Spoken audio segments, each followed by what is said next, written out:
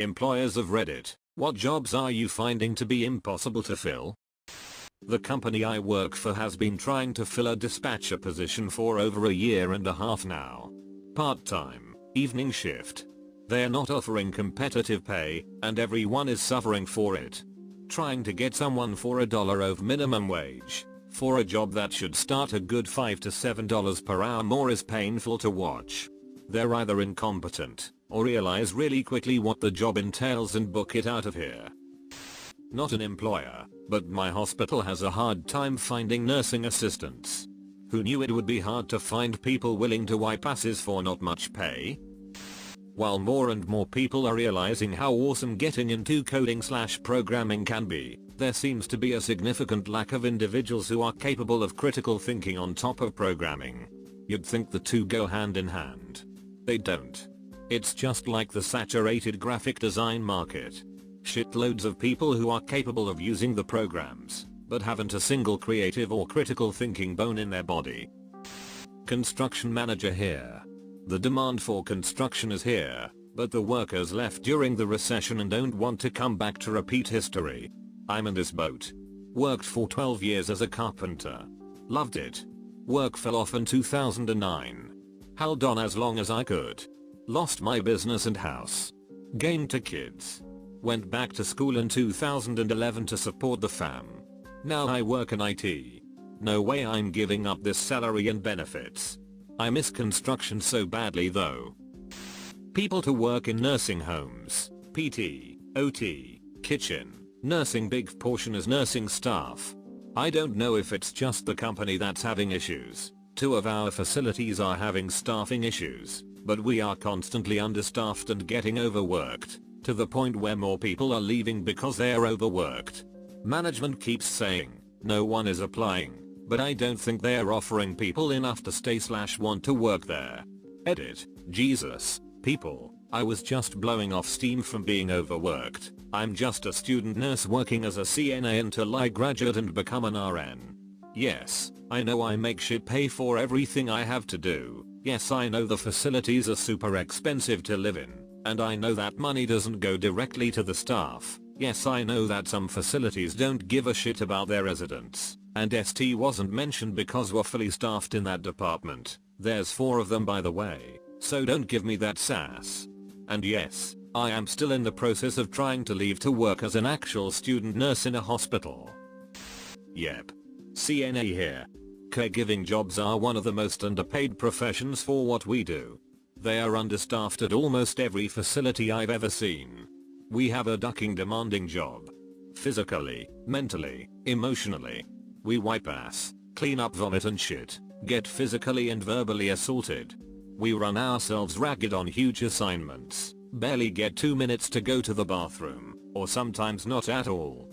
We get close with our residents and patients, and we bathe them and hold their hands and laugh with them.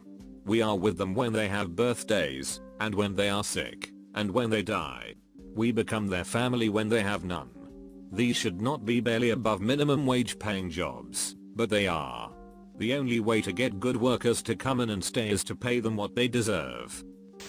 Base level security officer. You need a clean record, to be over 18, and a GED/high school diploma, or to be in high school. Paying more than minimum wage for a job that requires less work than most minimum wage jobs. Edit. A lot of comments about pay. For security, the company doesn't decide on pay, the client does. If the client wants a $10 per hour guard, that's what he pay, and that'll be what they get. If they want better, they pay better. Louisville, Kentucky is a foodie paradise. But there is currently a shortage of restaurant workers. One restaurant group spokesman was in the newspaper as saying something like, "My line cooks can make $17, and I don't have a shortage of workers." Maybe these businesses complaining should take a look at their low wages? I literally went to his restaurant because of that quote. I support common sense. I need someone with the wisdom of a 50-year-old, the experience of a 40-year-old, the drive of a 30-year-old, and the pay scale of a 20-year-old. Also, 25 years experience for an entry-level position that will require 17 obscure certificates, a security clearance that we will not sponsor, and a lie detector test. Edit. I have too many applications. I also require 10 years experience on a technology that's only been out for 3 years. At my hotel, housekeeping. No one wants to clean up after the nastiest animals on the planet.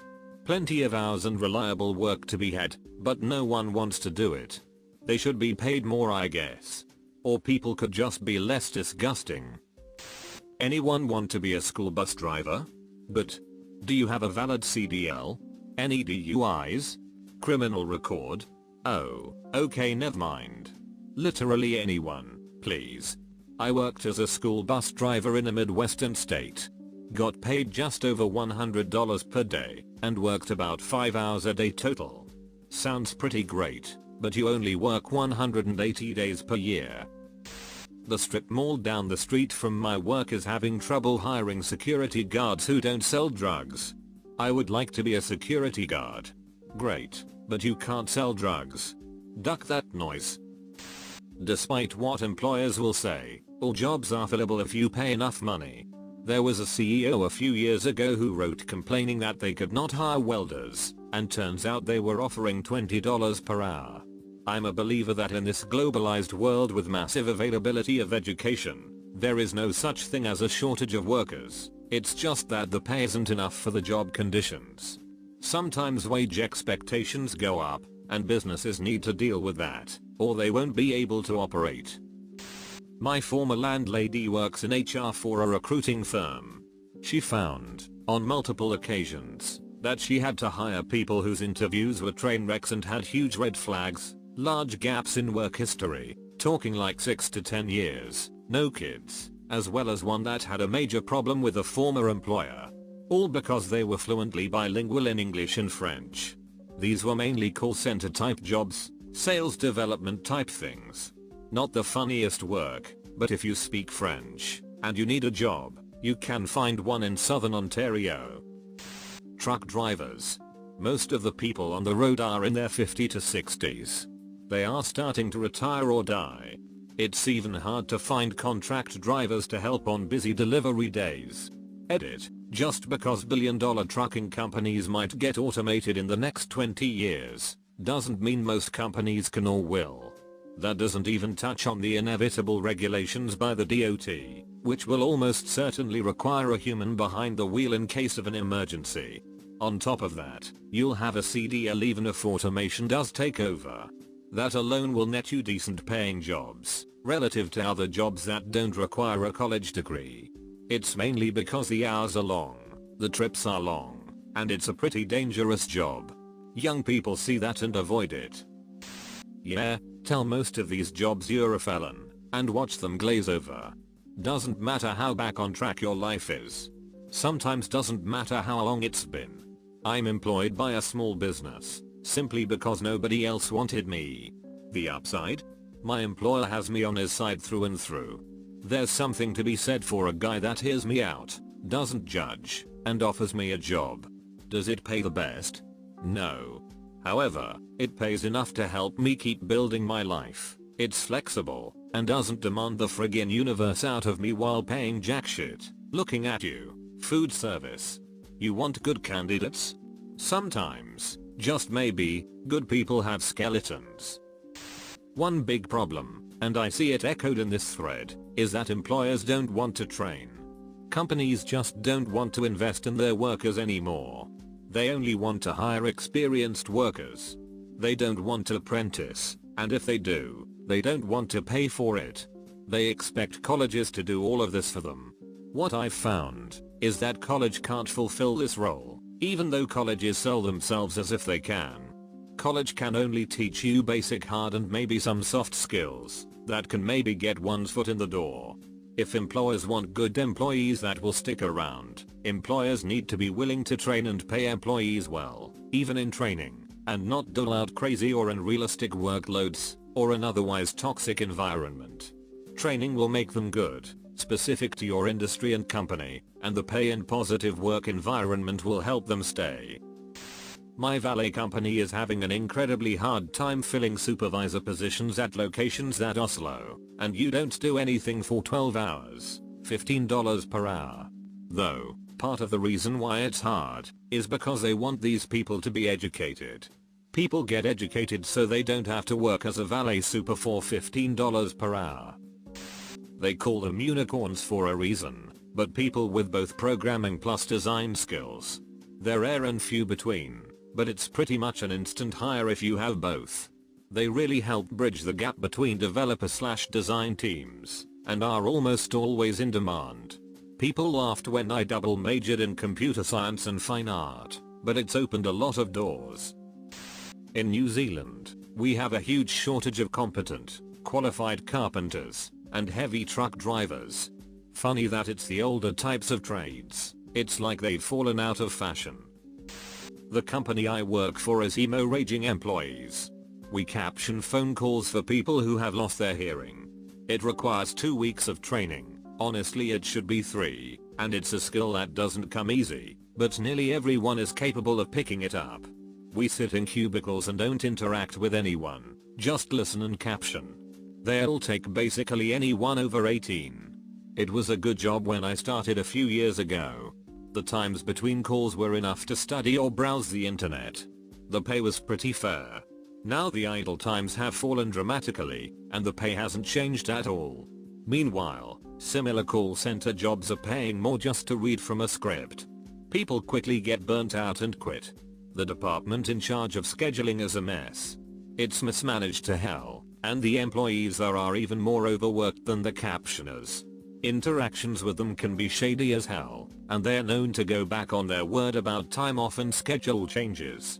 They did an employee morale survey just yesterday, and I tore them apart. My sister worked here too, for over a year and quit today after being very honest in her own survey. As a night shift employee, my pay is higher, and my workload is less, so I'm still doing okay here and I actually like my job. But the day shift is a joke, and they'll have to change real quick if they want to continue. As it is, they completely deserve to be struggling like this. I'm not an employer, but I work in the agriculture industry, mostly in packing facilities as an inspector. They never have enough labor. They are always hiring no matter who you are. They don't drug test, and it's damn near impossible to get fired, unless you duck up really bad. Like getting in a physical confrontation with a supervisor bad. And even then, the same people will be back next year. 10+ years a headhunter here. If the job pays less than $15 an hour, it will be hard to find talent that will accept at that pay rate and not have red flags, like large unexplained gaps in employment, major spelling errors on resume/applications, or even cursing in the interview with me. Seriously, not appropriate for any industry. Once you can pay about $35k plus, the talent pool starts to open up significantly, and you can start seeing more stable work history, good communication skills, and brick and mortar college degrees. TLDR, low paying jobs are tough to hire for, and applicants applying to them don't care much. Those roles are abundant and easy to get since no one else applies. Basic retail person for a specialty chocolate shop.